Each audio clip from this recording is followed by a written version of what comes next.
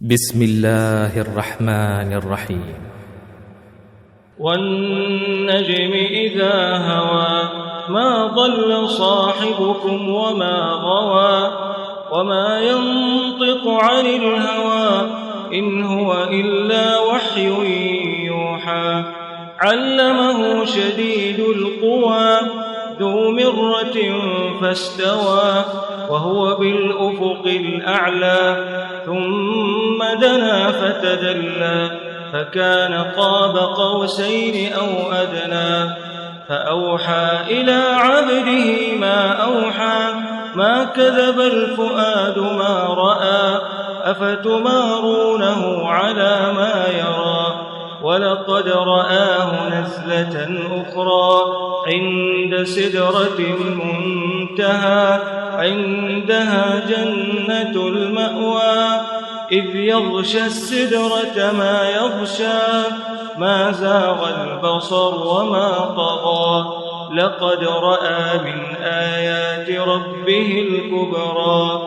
أفرأيتم اللات والعزى ومناة الثالثة الأخرى ألكم الذكر وله الأنثى تلك إذا قسمة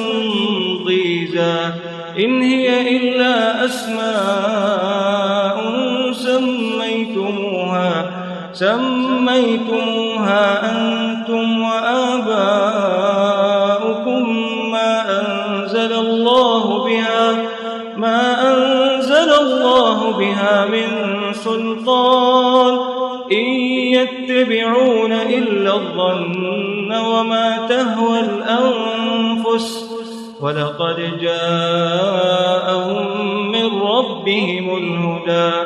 أم للإنسان ما تمنى فلله الآخرة والأولى وكم من ملك في السماوات لا تغني شفاعتهم شيئا إلا من بعد أن يأذن الله لمن يشاء ويرضى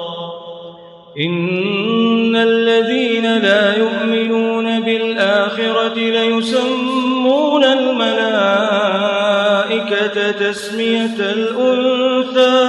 وما لهم به من علم إن يتبعون إلا الظن وإن الظن لا يغني من الحق شيئا فأعرض عمن تولى عن ذكرنا ولم يرد إلا الحياة الدنيا ذلك مبلغهم من العلم إن ربك هو أعلم بمن ضل عن سبيله وهو أعلم بمن اهتدى ولله ما في السماوات وما في الأرض ليجزي الذين أساءوا بما عملوا ويجزي الذين أحسنوا بالحسنى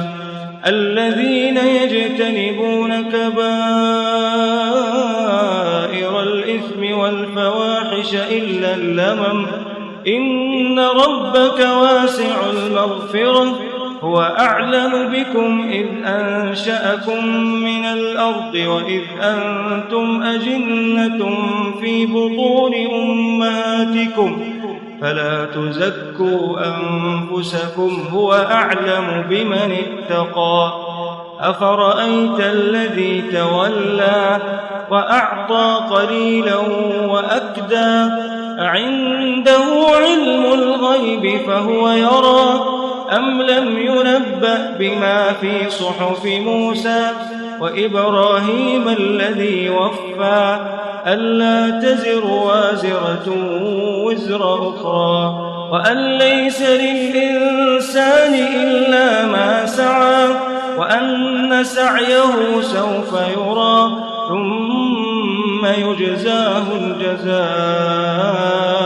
الأوفى وأن إلى ربك المنتهى وأنه هو أضحك وأبكى وأنه هو أمات وأحيا وأنه خلق الزوجين الذكر والأنثى من نطفة إذا تمنى وأن عليه النشأة الأخرى وأنه هو أغنى وأقنى وأنه هو رب الشعرى وأنه أهلك عادا الأولى وثمود فما أبقى وقوم نوح من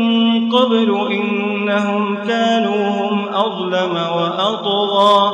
والمؤتفكة أهوى فغشاها ما غشا فبأي آلاء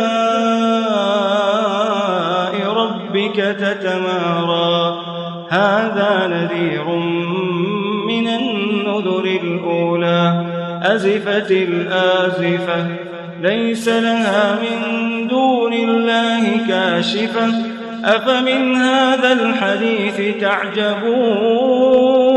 وتضحكون ولا تبكون وأنتم سامدون فاسجدوا لله واعبدوا